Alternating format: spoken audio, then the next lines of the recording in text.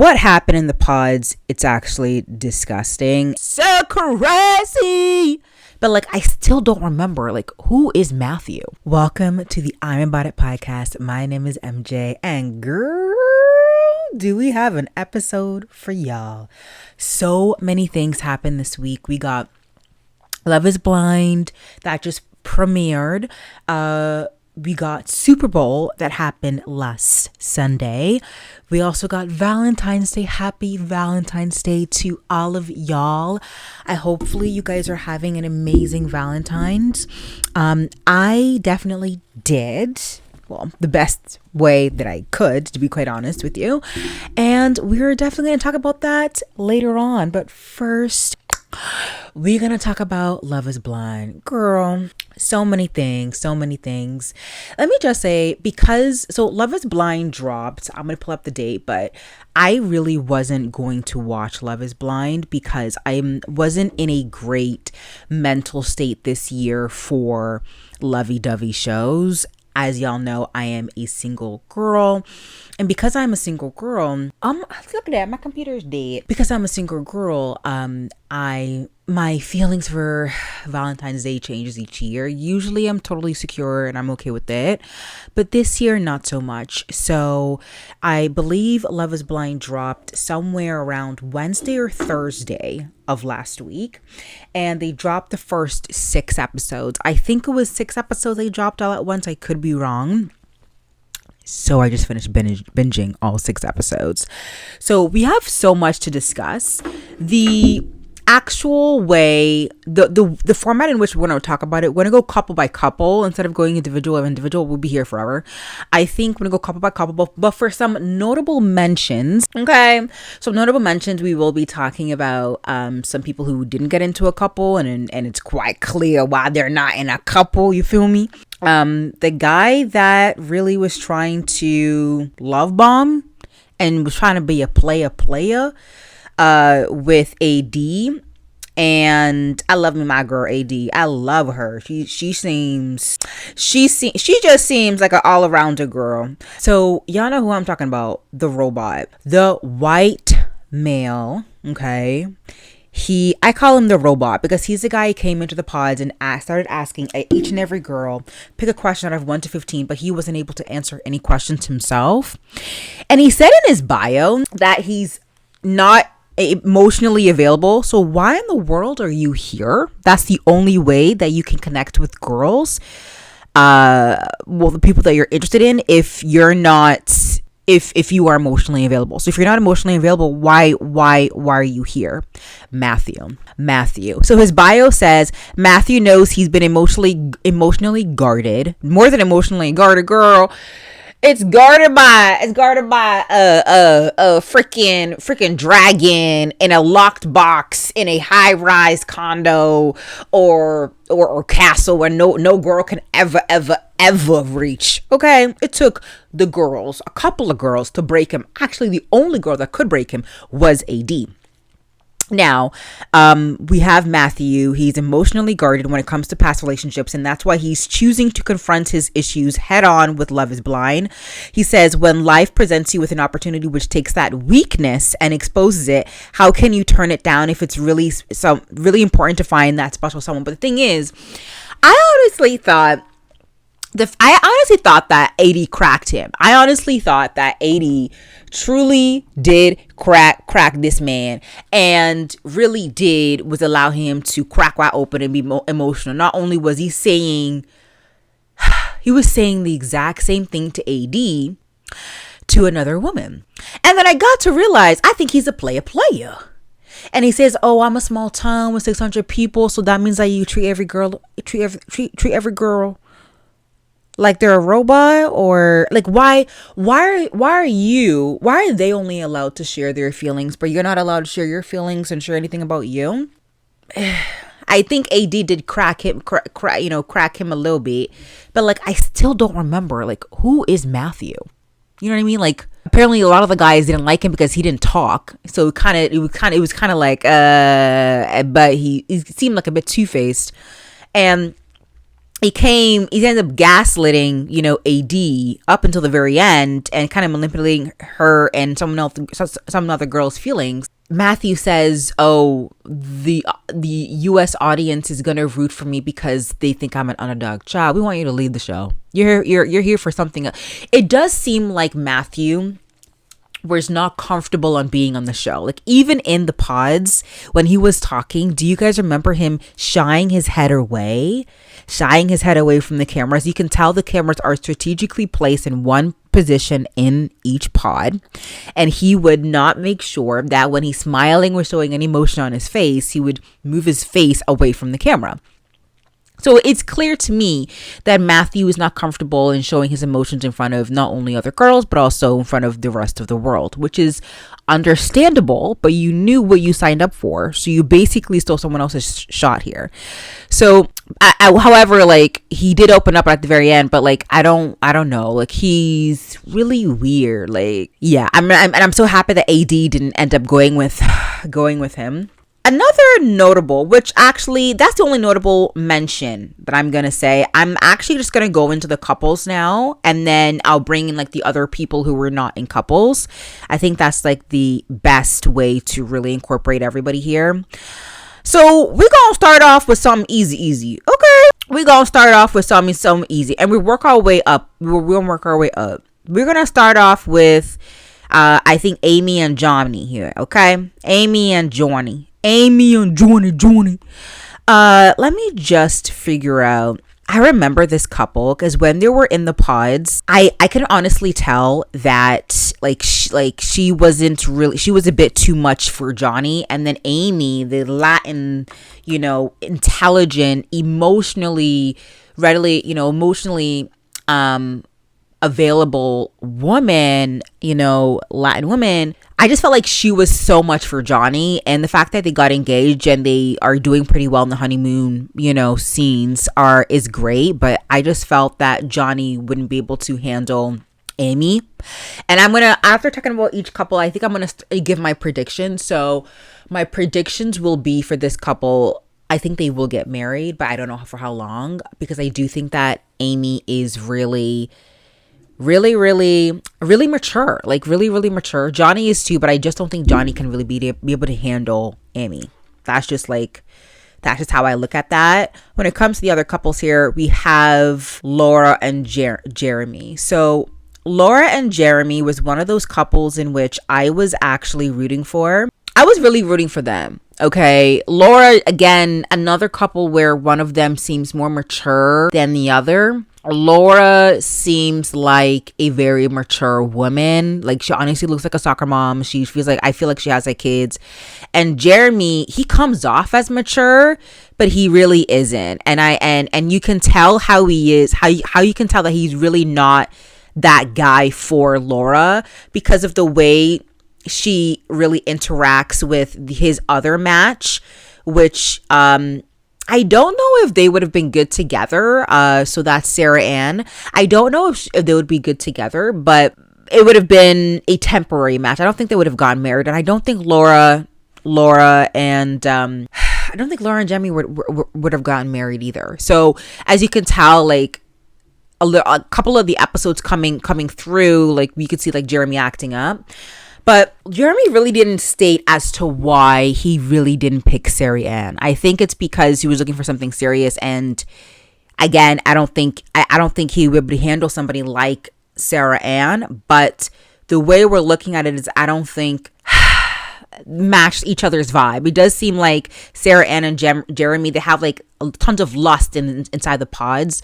There's so much lust, so much sexual tension, but I don't think there's anything substance between Sarah Ann and Jeremy. And I think that's why Jeremy picked Laura instead of Sarah Ann, because he thought that he would have been a good wife, and I still think so. But I think Jeremy doesn't love Laura and doesn't want to be controlled. She's just an older gal, like an old soul. And it seems like Jeremy is not ready for that yet, or that's not his match. So I don't think these two can get married. In fact, we've seen that they're not going to get married. Like we saw that on like, you know, a little bit sneak peek into the future episodes, he ended up meeting with Sarah Ann, and I think he might want Sarah Ann back. So crazy. Let's talk about Clay and AD. So when I saw AD, I thought she was a very intelligent, very emotionally, she had an amazing vocabulary in the pods. Like, she's well educated. You can tell she's just ready for that next step, which is marriage. She meets Clay. Clay didn't really come off as a guy who's mature, who's ready to settle down, who's ready to really create emotional connection with somebody. He came off as another playboy, like a guy who would pick a girl based on his appearance. Now, I definitely do understand that, because I am kind of that type of way. Like, if I don't find you somewhat physically attractive, then I'm not going to, you know, go out of my way to connect with you on that romantic level. However, it should play a smaller part to the emotional and the intellectual connection that you have with your partner. And I think that's what Clay found out when he started to talk to AD. Like, he realized that the fact that he was asking AD questions about, you know, what she looked like on the outside really wasn't the reason why you're here in Love Was Blind in the first place. You're here to create an emotional connection, a strong connection with somebody without meeting them. And by asking that person, you know, what you look like is kind of defeating the purpose. So it was great to see Clay change over time and change into this person who put down his guard, put down those walls, and he was really heavily guarded, put down those walls, broke down, and to really, like Jeremy said, like he cried, like a lot of men cried in the pods, really be truly himself. And that's what AD saw in Jeremy. And I'm really happy AD chose Jeremy. However, I do not think they're gonna get married. I do not think Clay is good enough for AD. I think AD deserves a different man, because Clay doesn't seem, I know he's working on it, but he doesn't seem ready to match the vibe of AD, which is like, she's mature. She wants somebody to love her, love everything about her. And Clay does that, but he does it in very weird ways. And I don't think AD is gonna like the way Clay gives that love. So it's gonna be really interesting. And I don't know how it's gonna work out. Like it's kind of 50-50. Like, I don't know for this one. I don't know if Clay is gonna marry AD. I'm gonna say no for this one too, y'all. I really don't think they're good. I do think AD deserves more. On the topic of AD, the whole uncomfortable conversation with her body is kind of disturbing. It's like none of these men have ever met an attractive woman in their entire lives. Like, I don't really understand. And their conversations in the honeymoon stage in regards to AD's body is kind of giving a little bit of sexual harassment, unwanted attention, and that's kind of inappropriate. And it's just like, stop. You know what I mean? Like, Jimmy is the playboy. If Clay isn't and Matthew isn't, then Jimmy for sure is. Jimmy is not here to create an emotional connection. Jimmy, when he first saw AD, was giving weird, creepy vibes. Like, you are with the woman that you chose, you wanted to marry, which was Chelsea, which we will talk about, girl. We will talk about. You chose her. You chose Chelsea, Jimmy. You proposed first, which I don't even think you really wanted Chelsea.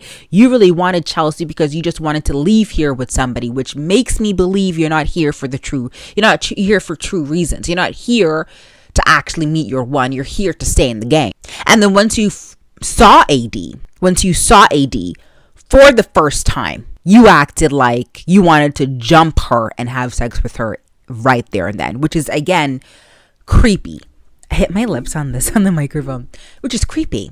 Why are you doing that? Why? Like, and you looked at her like she's the most beautiful woman in the room. But AD was kind of like, Is it just me? Like, was AD kind of flirting back with Jimmy a little bit? Like, let me know. Like, was AD kind of flirting back? Because I would never know. I just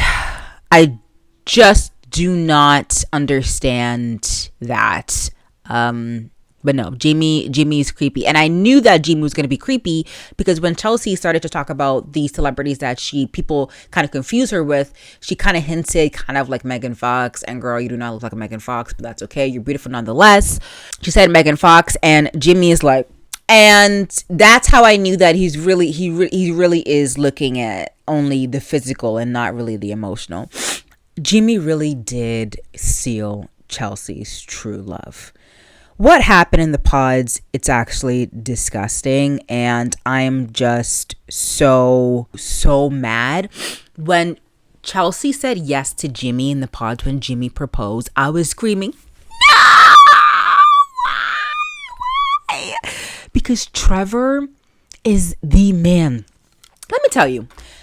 What happened between Trevor and Chelsea is the ultimate, it's the thing that happens to girls all throughout the world. It's like life imitating art, art imitating life, okay? A man who's told you how much he feels about you, how much he loves you, how much he's going to spend his rest of his life with you, how he's going to treat you. He said, I love you multiple times, bought you gifts.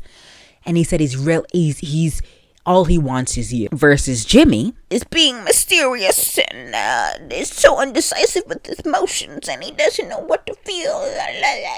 Which I get it. It's literally been 2 days. However, how Netflix films this shows is it's even though it's been 2 days, they've probably been talking for like 36, 12, 15, 20 hours. So you get to know so much about that person if that's all you're doing in the pods, right? And Jimmy was about to call it quits on Chelsea once he found out that Chelsea was engaged and then married to somebody for 5 years. So you have a man has shown you and told you how he's gonna love you for the rest of your life. And then you have another man. It's been kind of clear that he didn't really like you. Like really didn't like you, like at all. You know what I mean? You're now liking or falling in love with a guy that has made it clear that he doesn't really like you. And it goes like, again, it's kind of like art imitates life because that's what girls do.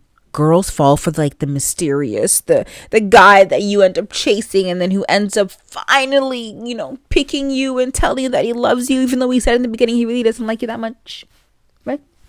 Over Trevor, who has been there from the get-go and is head over heels over you, and his heart, I was crying when Trevor found out that Jimmy proposed to Chelsea. Like I was crying for Trevor because Trevor and Chelsea, they're meant to be together. And the fact that Chelsea said she loves mullets and like, oh my God, so cute. This is like what a single person should not be watching, but I do it for y'all.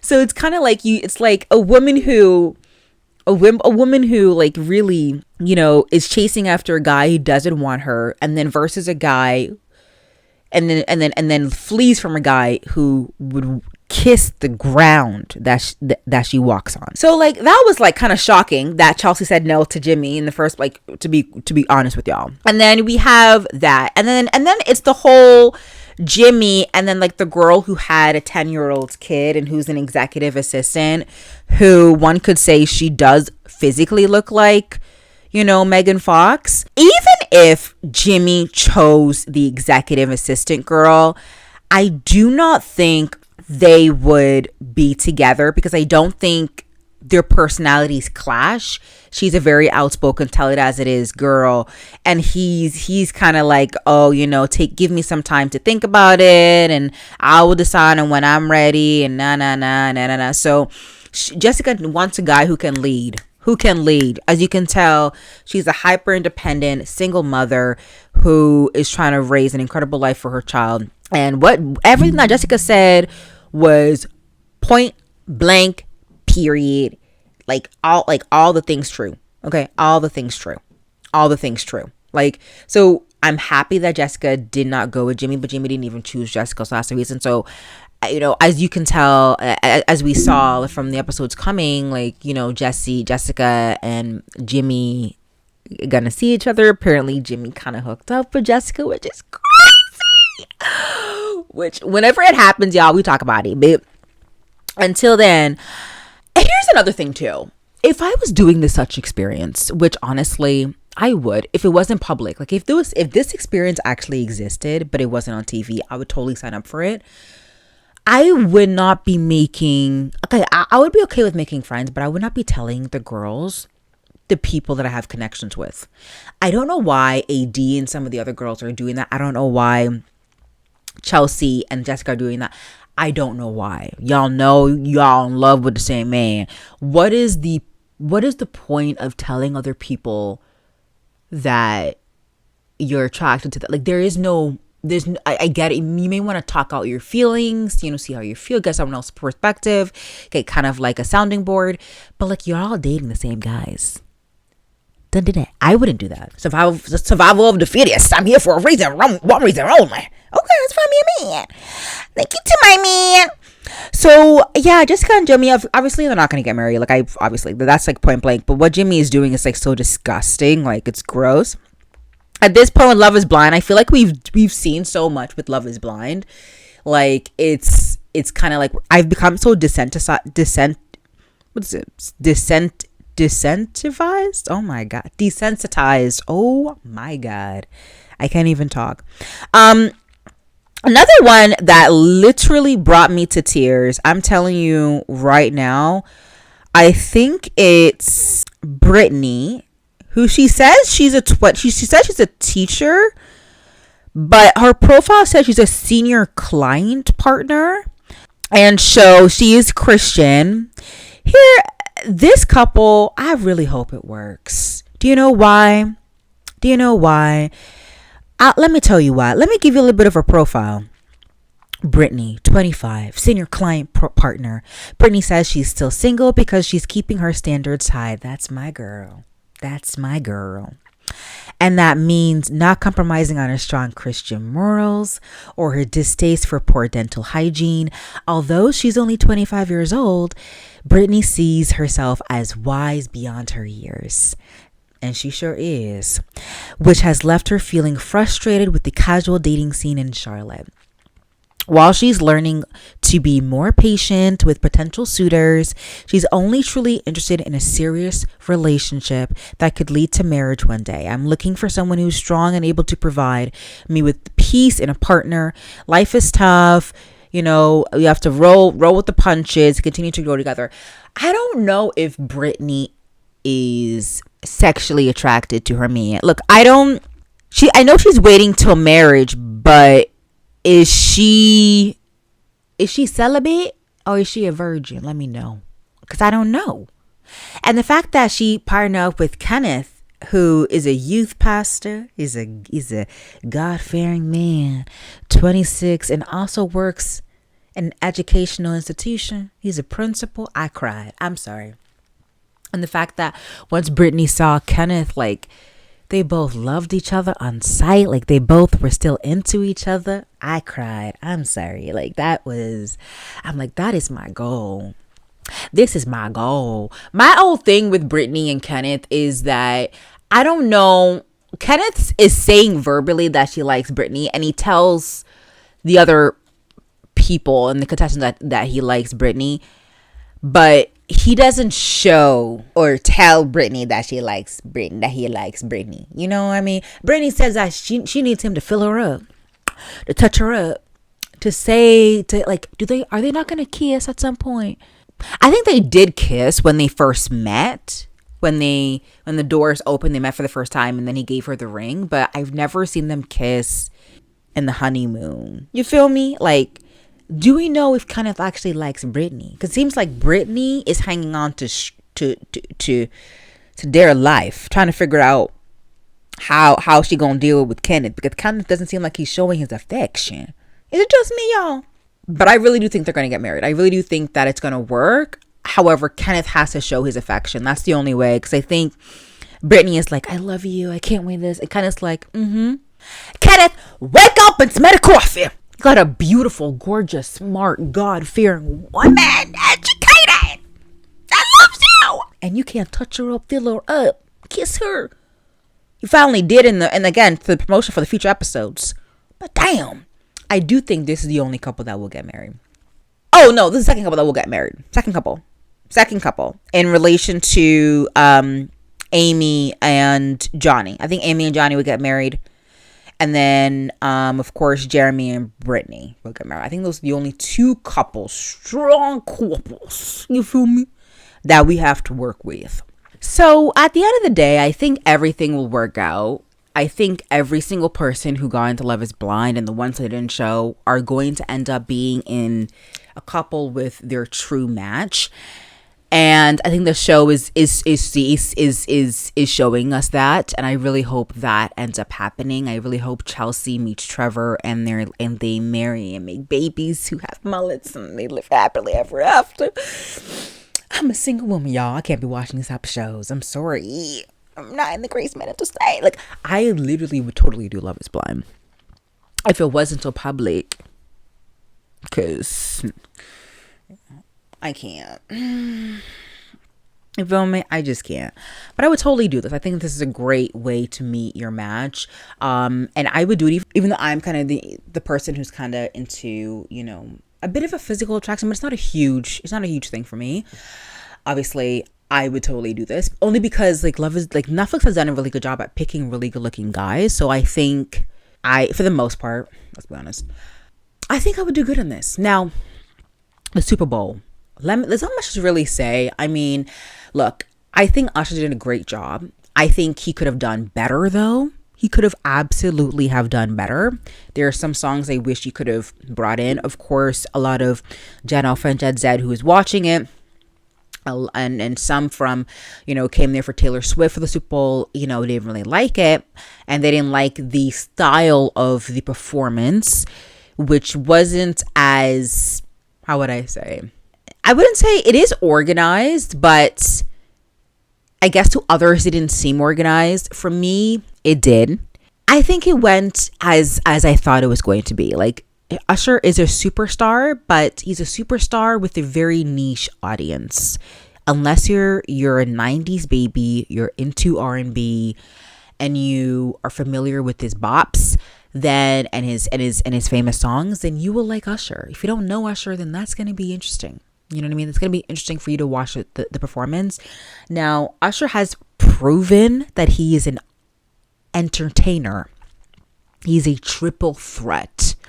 He can sing, dance, and give you a show without lip syncing, without stopping, without and there's a reason why he has a Vegas residency for a reason. So I think just knowing that in itself has been really, it was fun to watch. Like, him not lip syncing, him singing all of this and dancing, you know, while remembering, and then making all of those costume changes in between songs. My favorite, of course, Ludacris. Yes, Ludacris and our girl, which I don't know why it's escaping my name, Alicia Keys. Alicia Keys. Yeah, she did crack in the beginning, but she was screaming. I don't know why she was screaming her own song. Girl, there's a reason why there's a microphone there for a reason. You feel me? You don't have to scream. They did obviously fix it in post. I don't know why they did that. I really wish they didn't. But overall, I would give it like a solid 7.5 out of 10 performance. And yeah, the Super Bowl was good. You know, my father is a big fan of the Chiefs, so I was rooting for the Chiefs. And if not, I was going to root for the 49ers, and the Chiefs won. And yeah, I mean, it was a good game. Like, it was boring in the beginning, but it sped up, especially, you know, past went into overtime. And yes, it was interesting, but I felt like the Super Bowl was really Usher's and Beyonce's Super Bowl. You feel me? That Beyonce Verizon commercial broke the internet. And she was saying it as if, like, there's nothing she can do that can really break the internet. Girl, you don't need to break the internet, because we know you that girl. You know you that girl. Okay?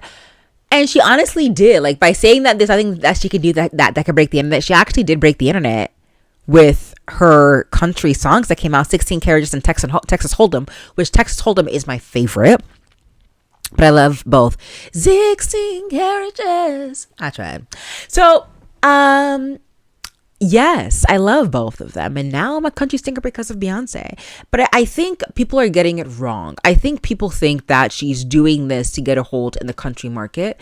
I think that's one of the reasons. But the other reasons is she's trying to find ways to challenge herself, to do genres that she usually wouldn't be able to do. And now that she's in her own label, in her own agency, you would say, like, there's nobody telling her, no execs telling her that she must do this and must do that. No, like, she is now in charge of an ownership of her own music. She has her own label. That's the word.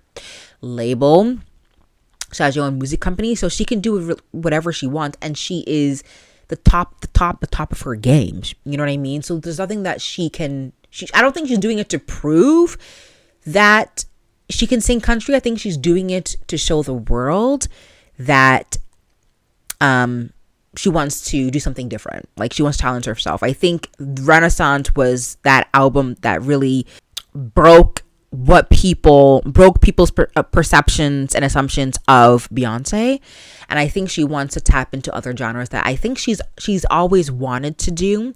And people seem to forget, like, country music was definitely created by Black people. So there are a lot of white people right now going around social media saying how it's kind of rude that, Beyonce's tapping into the country music, market. Country music has become very, very popular over the last decade, and I think that's the reason why she's doing it now versus whenever she really wanted to do it, because it's begun really, really popular. With that being said, again, she's not doing it because it's being popular for the most part. She's doing it because I think she wants something different. She wants to challenge herself. She wants to write songs that are soulful and that allows her to grow as an artist. So that's what she's doing, and I'm all here for it. I'm a massive Beyonce fan, and I'm really here for it, and I loved it. And I love that Beyonce broke the internet during the Super Bowl, and Taylor Swift, that's how you do it, girl. That's how you do it. Yeah, this was a pretty interesting episode. Hopefully you guys like it. Don't forget to like, subscribe, follow, whatever y'all need to do. I will try to put up another episode Thursday, Friday. With that being said, hopefully you guys have a wonderful week. It was a really, really crazy busy one, and I have so much to talk about you in the next episode. Bye.